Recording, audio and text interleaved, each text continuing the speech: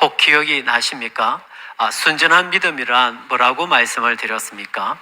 순전한 믿음이란 나의 상황과 나의 형편에 의해서 결정되어지지 않습니다. 나의 상황과 나의 형편이 좀 나아진다고 해서 순전한 믿음이 강하여지고, 나의 상황과 나의 형편이 좀 힘들고 어려워진다고 해서 순전한 믿음이 무너지고, 그런 것이 아니라고 말씀을 드렸습니다. 이에 순전한 믿음이란 나의 상황과 나의 형편과 상관없이 하나님을 나의 하나님으로 믿고 신뢰하는 것, 이것이 순전한 믿음이라고 말씀을 드렸습니다. 하여 이처럼 순전한 믿음을 가지고 신앙생활을 한다라고 할 때, 그 신앙생활이란 한 손에는 하나님을 붙잡고 한 손에는 세상의 복을 붙잡고 그렇게 살아가는 것이 아니라 두 손 모두 하나님 한 분만을 딱 붙잡고 살아가는 것이 뭐라고요? 신앙생활이라고 말씀을 드렸습니다.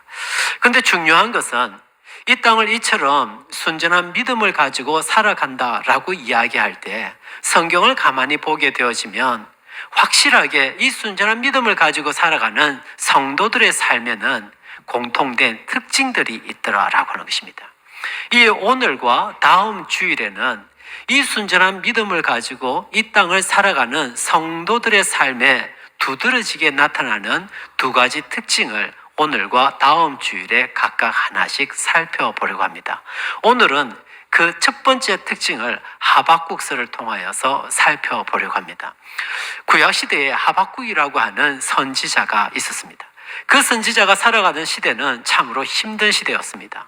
왜냐하면 이스라엘 역사를 보게 되어지면 여러분 다 아시듯이 솔로몬 이후로 이제 이스라엘이 남유다와 북이스라엘로 나뉘어지게 되어집니다.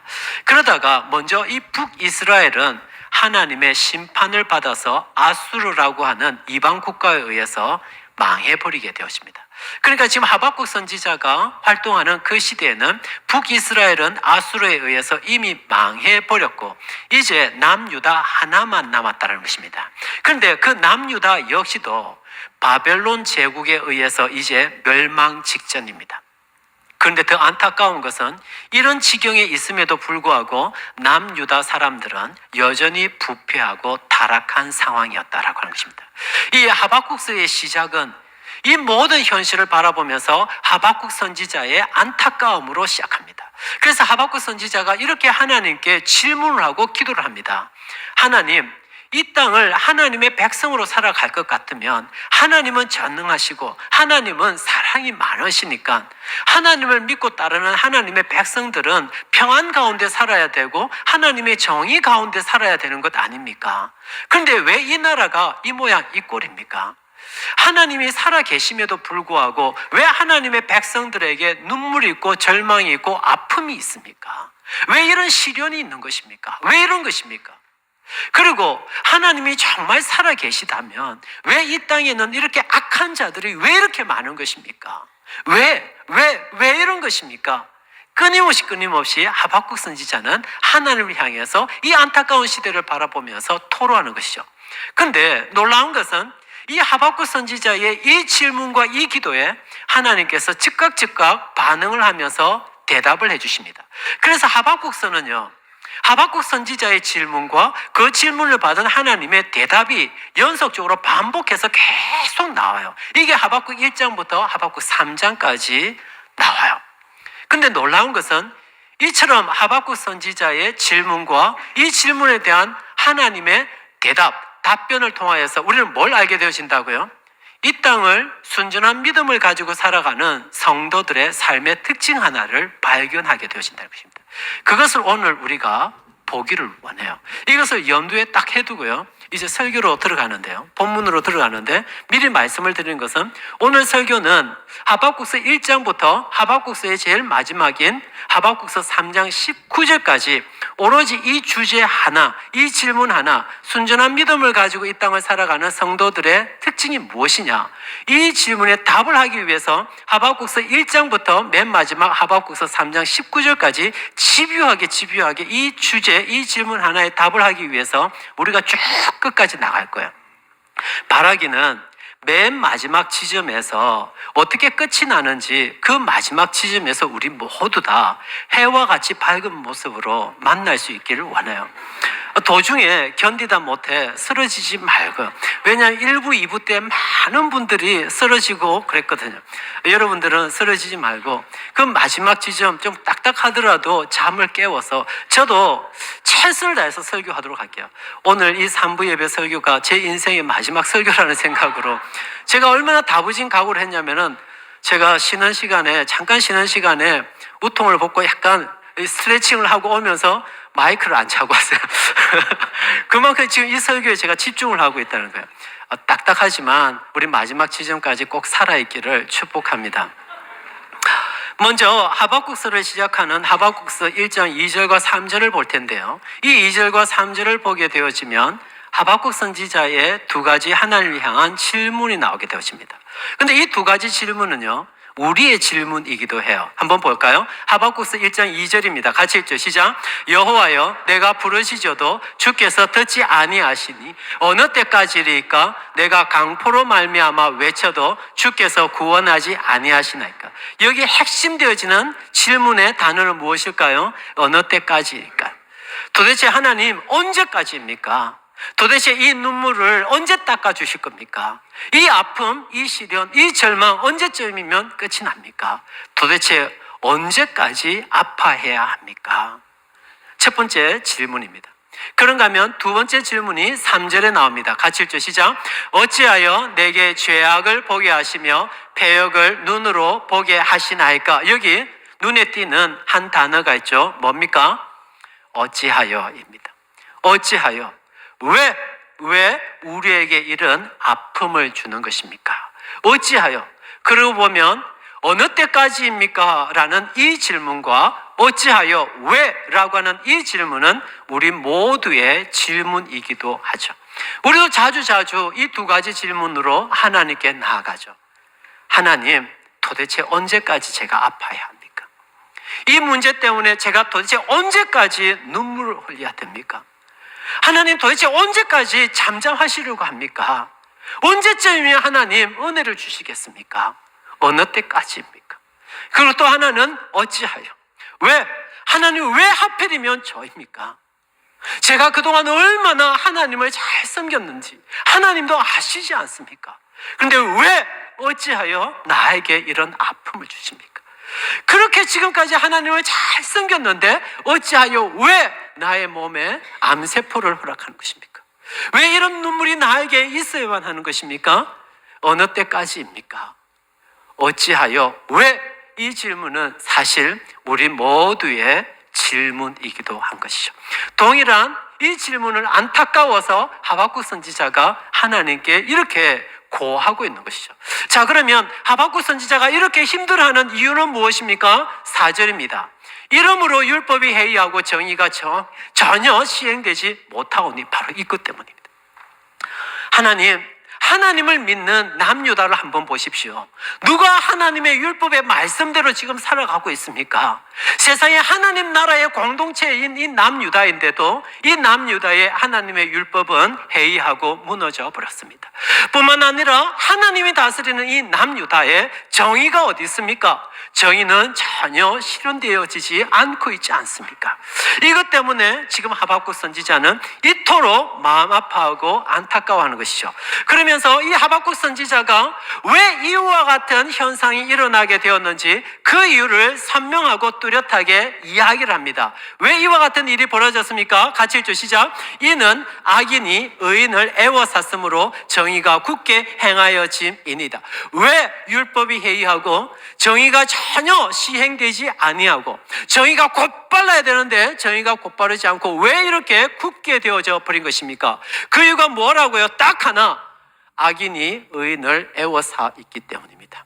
이걸 좁게 얘기하면 남유다를 보십시오. 남유다의 의인보다 악인이 훨씬 더 많지 않습니까? 이렇게 해석되어질 수도 있지만 전체 하박국서의 문맥을 통해서 보면 바른 해석은 이거죠. 지금 북이스라엘은 아수르에 의해서 이미 망해져 버렸습니다. 이것도 이해가 되지 않는데요, 마지막으로 남은 남유다, 이스라엘 백성이라고는 이제 남유다밖에 없는데 이 남유다조차도 지금 바벨론 제국에 의해서 짓밟히기 직전이라는 것입니다.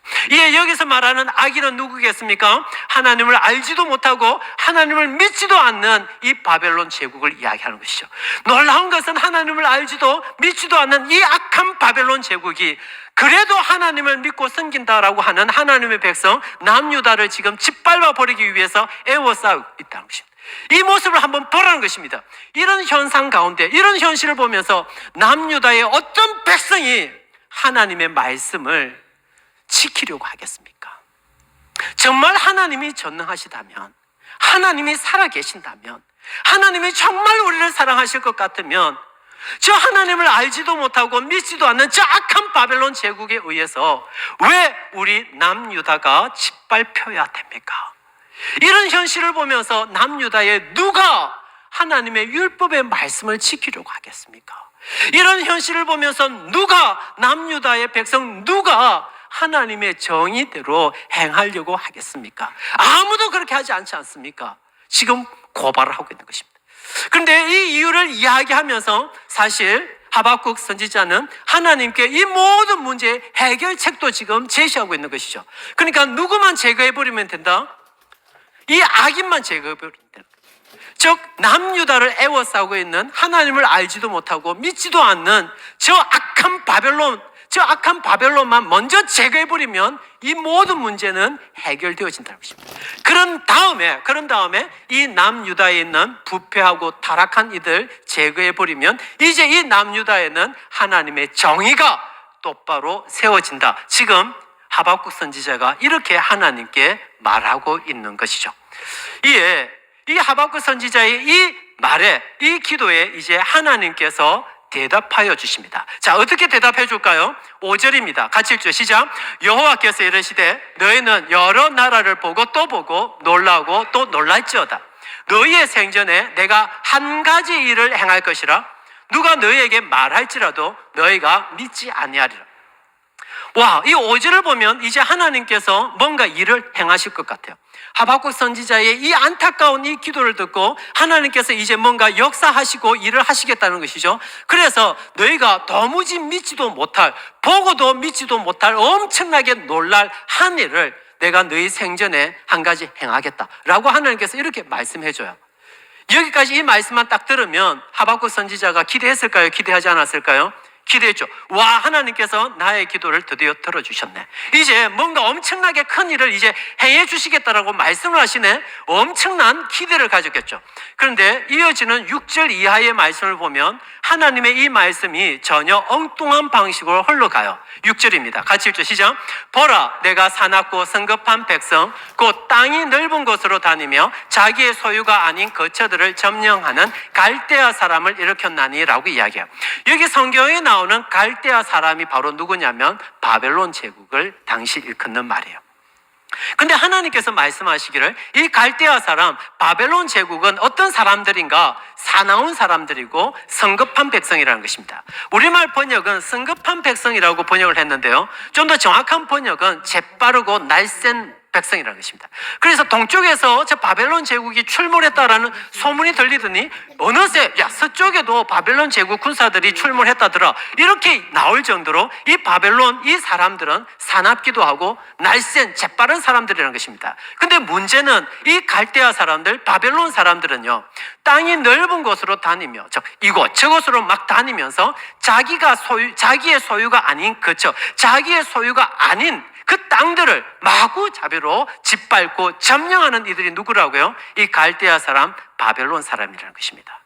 좀 더 설명을 합니다. 하나님께서 7절 시작. 그들은 두렵고 무서우며 당당함과 위엄이 자기들에게서 나오며 이미 이 모든 것들을 다 갖춘 이들이 누구라고요? 바벨론 사람들이라는 것입니다. 그리고 8절입니다. 시작. 그들의 군마는 표범보다 빠르고 저녁 이리보다 사나우며 그들의 마병은 먼 곳에서부터 빨리 달려오는 마병이라. 마치 먹이를 움키려 하는 독수리의 나름과 같으니라. 이들이 누구라고요? 갈대아 사람 바벨론 제국이라는 것입니다. 자, 그러니까 이 갈대아 사람 바벨론 제국은 이 사람들은 무서운 사람입니까? 무섭지 않은 사람들입니까? 너무너무 무서운 사람들이죠. 그래서 하박국 선지자가 하나님께 뭘 요구했습니까? 이 무서운 바벨론 제국을 먼저 쳐달라고 그렇게 간구했던 것이죠. 그래야 남유다의 정의가 온전히 세워질 것이다, 그렇게 얘기했다고요. 그런데 다시 6절을 한번 보십시오. 하나님께서는 뭐라고 이야기하죠? 내가 이 사납고 성급한 이 갈대아 사람 바벨론 제국을 칠 것이다 라고 말씀하지 않고 뭐라고요? 일으켰나니 라고 이야기합니다. 굉장히 심각한 부분을 지금 들어오고 있죠. 하박국 선지자는 이 바벨론 사람들, 갈대아 사람들을 쳐주십시오 라고 그렇게 간절하게 기도했는데 하나님께서는요, 오히려 이 갈대아 사람, 바벨론 사람들을 내가 일으키겠다는 것입니다. 그래서 앞서 5절에서 너희의 생전에 내가 한 가지 일을 행할 것이다 라고 이야기하면서 그 한 가지 일은 너희들이 보고도 놀랄 것이고 너희들이 도무지 어떻게 이런 일이 우리 남유다에서 일어날 수 있나 믿지 못할 그 일을 행할 것이라는 것입니다.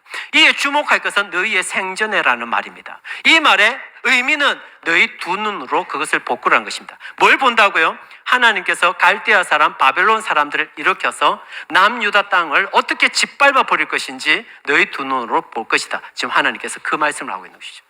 이해가 되십니까? 지금 그러니까 하박국 선지자가 하나님께 요구했던 것과 하나님께서 지금 하박국 선지자에게 대답해 주는 것은 엄청난 차이가 있죠. 어떤 차이가 있습니까? 하박국 선지자는 하나님, 남유다는 하나님의 사람들 아닙니까? 그러니까 남유다를 멸하려고 하는 저 악한 바벨론 제국 먼저 쳐버려야 됩니다. 저들을 먼저 쳐서 멸해야 됩니다. 그런 다음에 남유다 안에 있는 부패하고 타락한 사람들 쳐야 됩니다. 그러면 이 땅에 정의가 있고 평화가 있을 것입니다. 지금 그 얘기를 하고 있는데 하나님은 뭐라고 말씀하시죠? 그래, 알겠다, 내가 칠게 라면서 가장 사납고 악한 그 바벨론 제국을 오히려 들여서 누구부터 먼저 치겠다고요? 남유다부터 먼저 쳐버리겠다는 것입니다. 이 얘기는, 하나님의 이 말씀은 하박국 선지자로서는 받을 수 있는 말입니까? 받을 수 없는 말입니까? 도무지 받을 수 없는 말이죠. 그래서 이제부터 하박국 선지자가 하나님께 따지기를 시작합니다. 보시죠. 13절 시작. 주께서는 눈이 정결하심으로 악을 참아 보지 못하시며 패역을 참아 보지 못하시거늘 어찌하여 거짓된 자들을 방관하시며 악인이 자기보다 의로운 사람을 삼키는데도 잠잠하시나이까? 잘 보세요. 주님께서는 눈이 정결하지 않습니까? 즉 주님의 눈은 맑습니다. 주님의 눈으로는 모든 것을 다 볼 수 있습니다. 그런 주님께서 왜 악은 참아 보지 못하고 있는 것입니까? 모든 것을 다 보시는 주님께서 왜 패역은 참아 보지 못하고 있는 것입니까? 어찌하여 거짓된 자들을 방관하고 있습니까? 악인이 자기보다 의로운 사람을 삼키는데도 왜 주님은 잠잠하십니까? 지금 하나님을 향해서 이 하박국 선지자가 뭐 하고 있죠? 야단을 치고 있는 것이죠. 호통을 치고 있는 것이죠. 이 13절을 다시 가만히 보면요, 악, 패역, 거짓된 자들, 악인, 이들은 다 누구를 그러니까 지칭하는 말일까요? 하박국 선지자가 말하는 이 악, 패역, 거짓된 자들, 악인은 바벨론 제국인 것이죠. 그럼 여기서 말하는 의로운 사람은 누구일까요? 남유다이죠. 예, 남유다도 부패하고 타락했죠. 그래도 바벨론 제국 사람들은요, 하나님을 알지도 못하고 믿지도 않는 사람들입니다. 그런 바벨론 제국에 비하면 그래도 남유다는 어떤 사람이다? 의로운 사람이라는 것입니다. 왜 하나님께서는 하나님을 알지도 믿지도 않는 저 악한 바벨론 제국이 의로운 사람 남유다를 치려고 하는데 왜 잠잠하십니까? 이것은 하나님께서 지금 잘못하고 있다는 것입니다. 세상에 하나님의 선지자가 하나님을 향해서 지금 호통을 치고 있는 장면을 보고 있죠. 그런데 이 강도는 한층 더 나아갑니다. 17절입니다. 시작. 그가 그물을 들고는 계속하여 여러 나라를 무자비하게 멸망시키는 것이 옳으니까 마치 어부가 그물을 바다에 내려서 크든 작든 상관없이 고기를 다 잡는 것처럼 하나님께서 의롭든 악하든 상관없이 모든 나라를 무자비하게 그렇게 멸망시키는 것이 옳으니까, 여기서 옳으니까 이 말은요, 옳지 않다는 것입니다. 뭘 이야기하죠? 하나님 지금 엉뚱한 생각, 잘못된 생각을 하고 계시네요. 지금 하나님을 향해서 이 하박국 선지자가 겁이 없죠. 하나님의 그 생각 지금 옳지 않아요. 하나님의 그 생각 지금 잘못된 거예요. 누가 지금 하나님께 이렇게 말하고 있다고요? 하나님의 선지자 하박국이 이렇게 얘기해요. 와, 정말 겁이 없죠? 하박국 선지자가 원했던 것은 무엇입니까? 남유다의 정의와 평화이죠. 근데 그 정의와 평화가 남유다에 다시 회복되어지기 위해서 이 하박국 선지자가 생각한 것은 무엇이죠? 해결책은 무엇이죠? 먼저 저 악한 바벨론 제국 먼저 쳐버리십시오. 그리고 난 다음에 남유다에 부패하고 타락한 사람들 치십시오. 그러면 이 땅의 평화와 하나님의 정의가 다시 회복될 것입니다. 지금 그걸 이야기해요. 근데 하나님은요, 전혀 엉뚱한 말씀을 하시네요. 그래, 알겠다라고 말씀을 하시고는, 그래, 저 악한 바벨론을 들어서 너희 타락하고 부패한 남유다부터 먼저 쳐버릴게. 그런 다음 저 바벨론 내가 칠게. 이 말씀을 하고 있는 것이죠. 지금 하나님과 이 하박국 사이에 팽팽한 긴장관계가 지금 느껴지고 있나요? 이런 상황 가운데서 하박국 선지자가 한층 더 강하게 나아갑니다. 하박국서 2장 1절입니다. 같이 읽죠. 시작. 내가 내 파수하는 곳에 서며 성루에 서리라. 그가 내게 무엇이라고 말씀하실는지 기다리고 바라보며 나의 질문에 대하여 그가 어떻게 대답하실는지 보리라 하였더니, 이 하박국서 2장 1절 잘 보십시오. 이제 이 하박국 선지자가 하나님의 선지자라고 말하는 이 하박국이 하나님을 향해서 어떻게 호칭을 하고 있습니까? 그라고 호칭을 해버립니다. 하나님을 그라고 그냥 호칭을 해버립니다. 그리고 뭐라고 말하고 있죠? 하나님, 내가 하나님한테 해결책을 말씀드렸잖아요. 이렇게 하면 된다고, 이렇게 하면 된다고 제가 말씀드렸잖아요. 그런데 하나님은 그저 내가 하나님께 알려드린 대로 이렇게 하면 되지 왜 안 하고 있습니까? 내가 성루에 딱 올라가서 내가 하나님께 해결책을 드렸으니까 그 해결책대로 하나님께서 이렇게 하는지 내가 두 눈 딱 뜨고 보고 있겠습니다. 두고 볼게요. 지금 그 얘기를 하고 있다는 것입니다. 그런데 여러분, 이런 하박국 선지자의 하나님을 향한 이런 모습을 보면 흡사 누구의 모습을 보는 것 같아요? 왜 다 저를 보고 있죠? 우리의 모습 아닌가요? 우리도 이런 문제 저런 문제 있으면 하나님께 다 해결책을 알려드리죠. 하나님 이렇게 해주시기만 하면 됩니다. 근데 하나님께서 가만히 계시네요. 그러면 이제 따지죠. 하나님 나를 사랑하신다면서요. 하나님은 전능하시다면서요. 왜 잠잠하십니까? 왜 가만히 계십니까? 제가 말씀드렸잖아요. 이렇게만 하면 된다고. 근데 왜 잠잠하십니까? 그런데도 계속 잠잠하시네요. 그러면 이제 협박을 하죠. 하나님 계속 가만히 계실 거예요? 저 그럼 가만히 안 있습니다. 계속 가만히 있으면 저 금식기도 해버립니다. 저 철야기도 합니다. 제가 부드럽게 말씀드릴 때 제가 드린 해결책대로 이렇게 하시면 된다고요. 이 모습이 정확하게 누구의 모습이죠? 우리의 모습이라는 것입니다. 우리의 모습이라는 것입니다. 근데 이게 바른 신자의 모습입니까? 아니겠죠. 이어지는 구절을 보면 이제 이런 하박국 선지자를 향한 하나님의 답변입니다. 2절입니다. 같이 읽죠. 시작. 여호와께서 내게 대답하여 이르시되 너는 이 묵시를 기록하여 판에 명백히 새기되 달려가면서도 읽을 수 있게 하라. 구약 성경을 보면 자주 묵시라고 하는 말이 나와요. 근데 그 묵시의 핵심 내용은 그 성경 본문마다 다를 수밖에 없겠죠. 이 하박국 2장 2절에서 지금 하나님께서 말씀하시는 이 묵시의 의미는 하박국서 2장 전체를 살펴보면 너무나도 뚜렷하고 정확한데요. 그것은 하나님의 바벨론 심판을 이야기합니다. 여기서 말하는 이 묵시의 핵심 내용은 하나님께서 바벨론을 그 언젠가는 심판하실 거라는 것입니다. 그런데 이어지는 3절을 보십시오.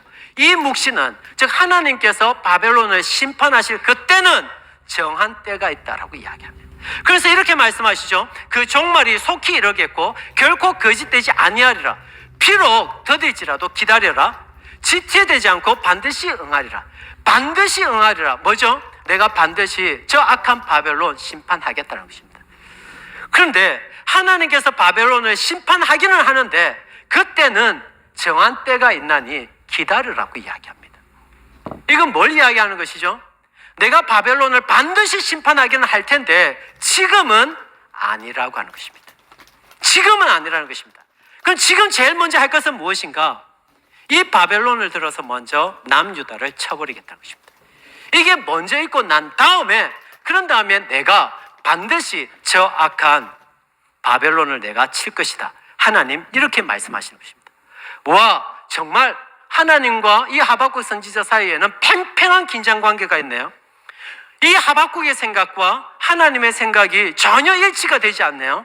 이런 상황 가운데서 하나님께서 하박국서 전체에 핵심되어지는 말씀을 이어지는 하박국서 2장 4절에서 하게 되었습니다. 그리고 이 하박국서 2장 4절이 하박국서 전체의 핵심 구절이 될 뿐만 아니라 하박국서의 전체 내용을 완전히 역전시켜버리는 말씀이 되어집니다. 2절 같이 읽죠. 시작. 보라, 그의 마음은 교만하며 그 속에서 정직하지 못하나 의인은 그의 믿음으로 말미암아 살리라. 아멘이십니까? 이 구절은 두 개로 나누어 볼 수 있어요. 첫 번째 이 말이죠. 그의 마음은 교만하여, 즉 그 마음 속에 교만함이 가득하면 이것은 정직하지 못하나라고 이야기해요. 여기서 정직하지 못하나라고 번역된 이 단어는 앞서 하박국 선지자가 하나님을 향해서 대들면서 이렇게 말했죠. 하나님, 이것이 옳으니까, 옳지 않다라고 이야기하면서 옳으니까 라고 이렇게 대들었죠. 바로 이 단어예요. 이 단어를 딱 사용하고 있어요. 자, 그러니까 그 마음에 교만함이 가득 차 있는 것은 정직하지 못하다, 즉 옳다, 옳지 못하다, 옳지 못하다. 하나님 보시기에 그 마음에 교만함이 가득 차 있는 것은 옳지 못하다. 하나님 이 말씀을 딱 해요. 그 다음 이어지는 말씀을 보면 의인은 이라고 이야기해요. 의인은 달리 표현을 하면요, 하나님 보시기에 옳은 사람은 누구냐 그러면, 하나님 보시기에 옳은 사람은 누구냐? 그의 믿음으로 말미암아 살리라. 그의 마음속에 가득 차 있는 것이 뭐라고요? 믿음이라고 이야기합니다. 그러니까 하박국서 2장 4절에서 하나님은 말씀하시기를 하나님 보시기에 옳지 않은 사람들은 그 마음에 뭐가 가득 차 있다고요? 교만이 가득 차 있어요. 하나님 보시기에 옳은 사람들은 그 마음에 뭐가 가득 차 있어요? 믿음이 가득 차 있어요. 그러니까 이 하박국서 2장 4절에서 하나님은 교만과 믿음을 대조하고 있는 것이죠. 그래서 하나님께서 보시기에 옳은 사람은 그 마음에 믿음이 있어요. 하나님께서 보시기에 옳지 않은 사람들은 그 마음에 뭐가 있다고요? 교만이 있어요. 자, 그러면 교만과 믿음을 구분 짓는 기준점은 무엇이죠? 바로 이 질문이죠. 도대체 누가 주권자인가라는 것입니다. 도대체 나의 삶의 주권자가 누구인가? 이 질문 앞에서 교만한 자들은 나의 삶의 주권자는 누구이죠? 나이죠. 내가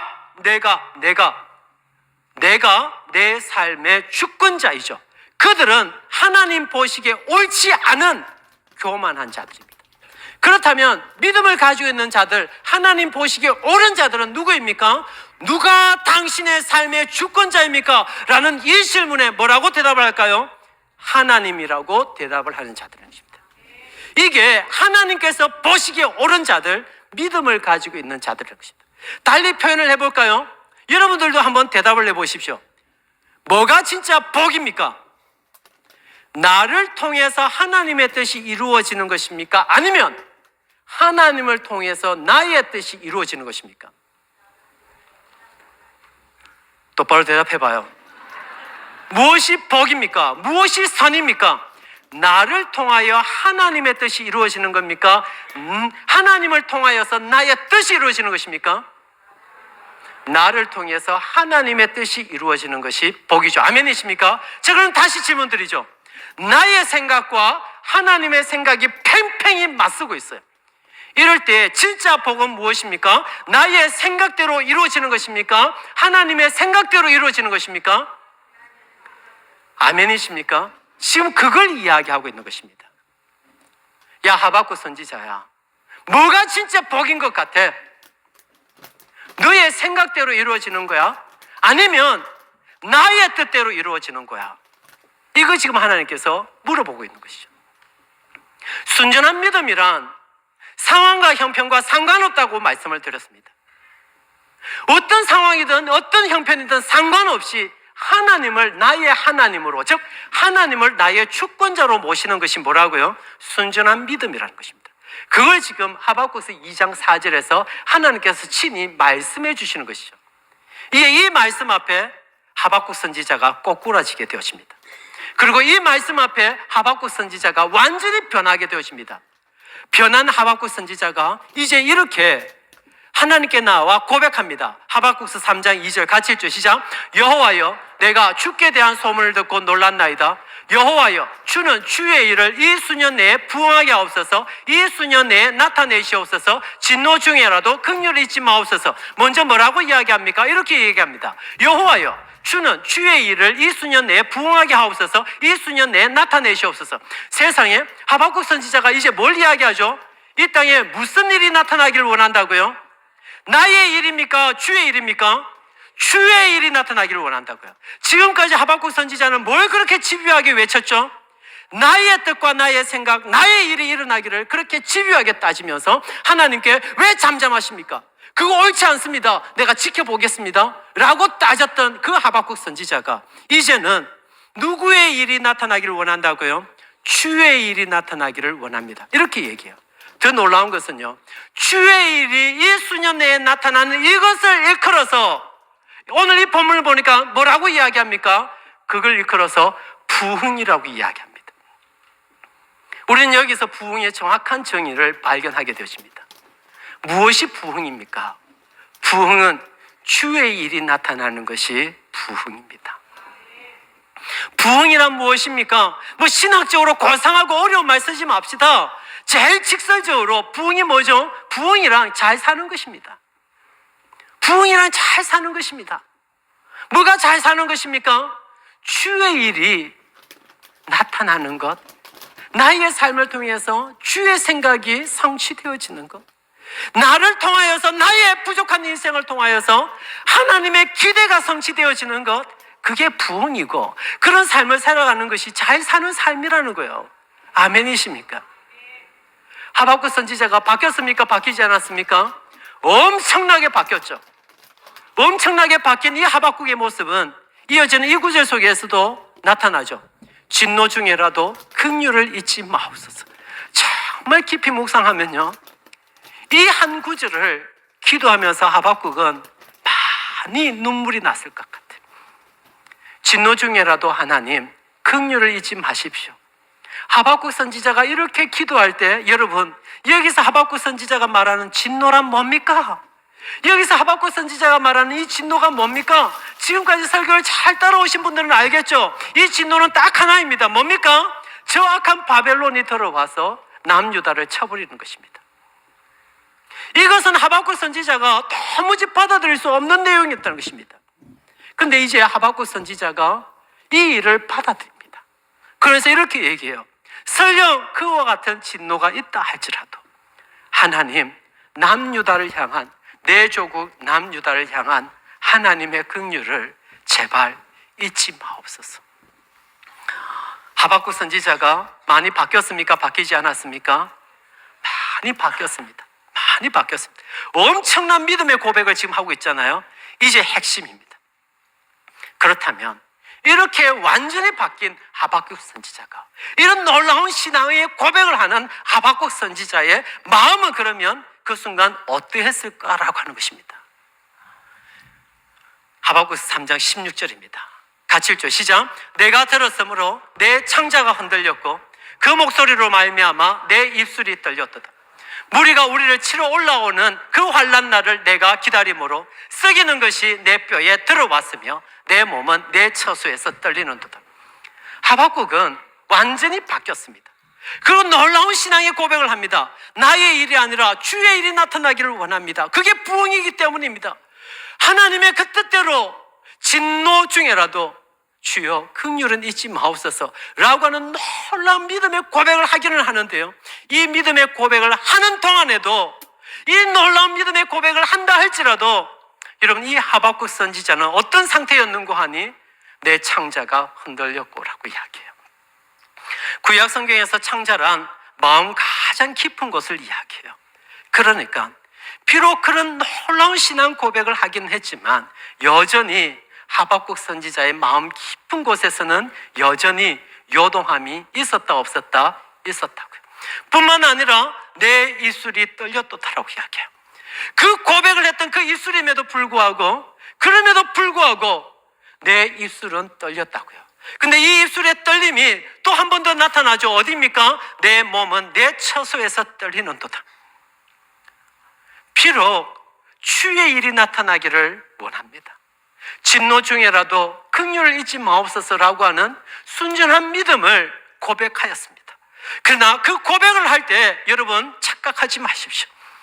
그 고백을 한다고 해서 하박국 선지자가 아예 두려움도 없고 불안도 없고 요동함도 없었느냐? 그렇지 않다는 것입니다.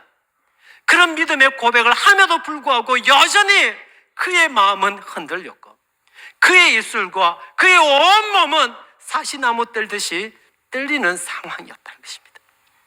이런 흔들림과 이렇게 떨리는 상황 가운데서도 하박국 선지자는 그 떨리는 상황 가운데서도 이제 놀라운 이와 같은 믿음의 고백까지도 행하게 되어지죠. 17절 시작.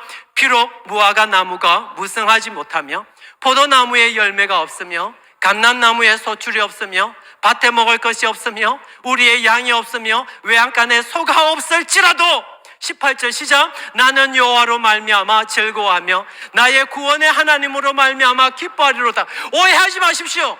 다 알고 있는 하박국 선지자의 신앙 고백이죠. 그런데 하박국 선지자가 이와 같이 엄청난 믿음의 고백을 할 때 전혀 두려움은 없었다고요.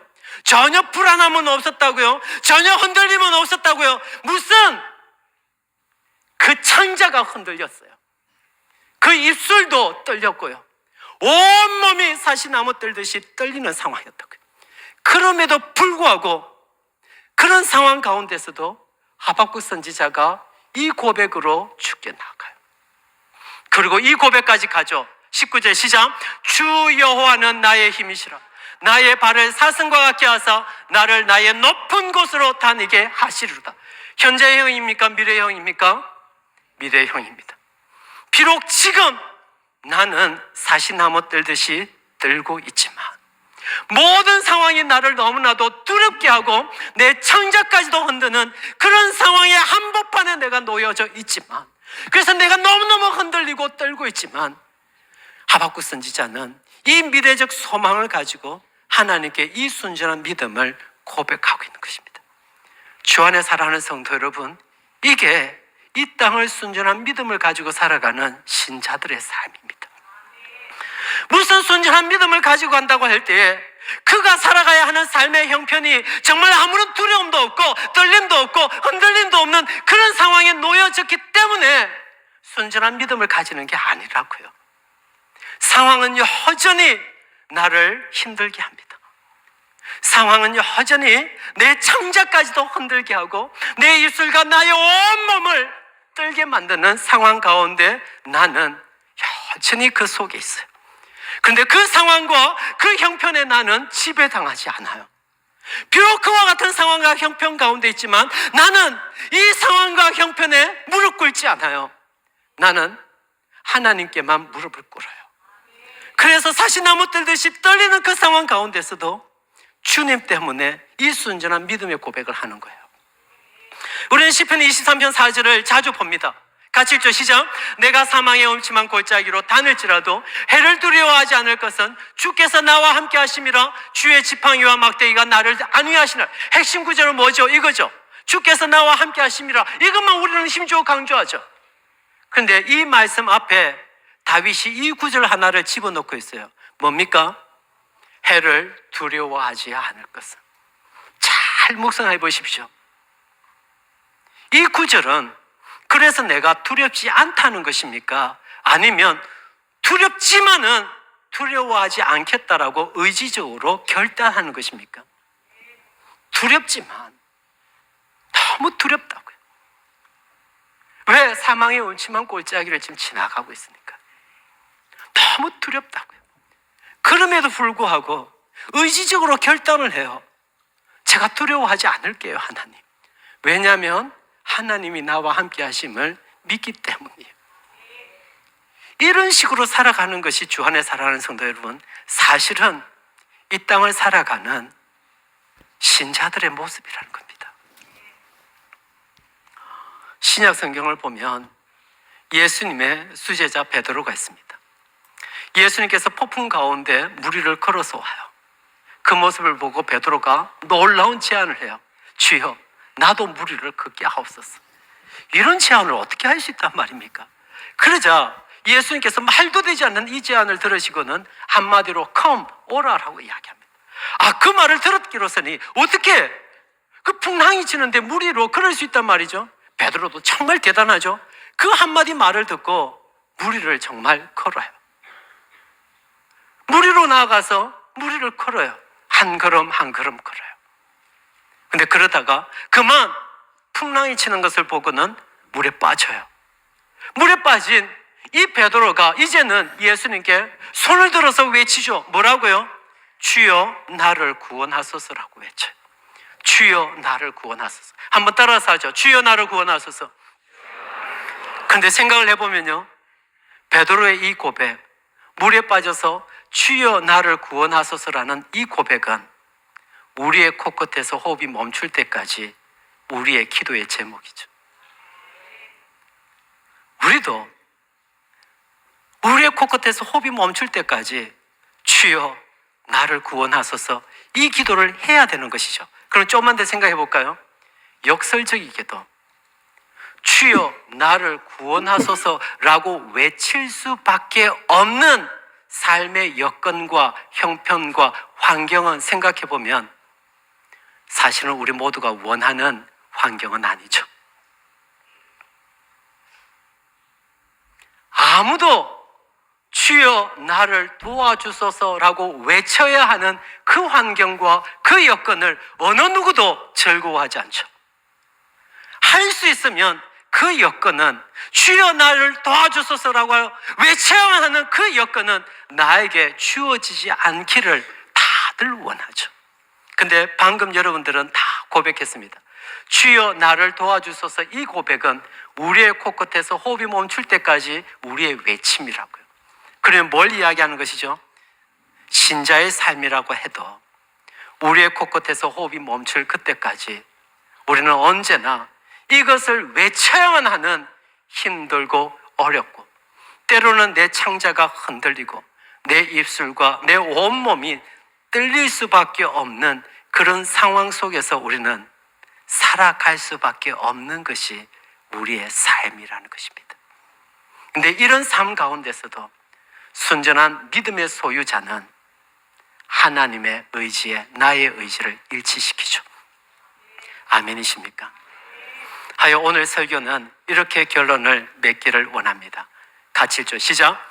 마치 나침판의 바늘이 정확한 정북 방향을 가리키기 위해서는 먼저 반드시 떨림의 시간을 가지는 것처럼. 맞습니까? 그 나침판이 정북 방향을 가리키기 위해서는 반드시 떨려야 되는 것이죠. 떨리지 않으면 이것은 고장난 것이죠. 정북 방향을 가리키기 위해서 떨리는 것은 오히려 자연스러운 것이죠. 계속요. 시작. 이 땅을 살아가는 모든 성도들의 삶에도 이런 떨림이 있기 마련이라고요. 동의하십니까? 그리고 마지막 결론입니다. 시작. 그러나 이러한 떨림 가운데서도 순전한 믿음을 가진 성도들이라면 결국에는 하나님의 의지에 나의 의지를 일치시키며 살아갑니다. 이게 이 땅을 순전한 믿음을 가지고 살아가는 신자들의 삶의 특징이죠. 기도합시다. 주 안에 사랑하는 성도 여러분, 우리는 지금까지 어떤 신앙생활을 하고 계십니까? 혹 두렵고 떨리는 삶의 여건만을 바라보며 불평해하지는 않았습니까? 그러고 보면 하나님의 기대는 그런 것이 아니네요. 오히려 두렵고 떨리고 내 창자가 흔들리는 삶의 현실은 이 땅을 살아가는 동안에 계속 있을 것입니다.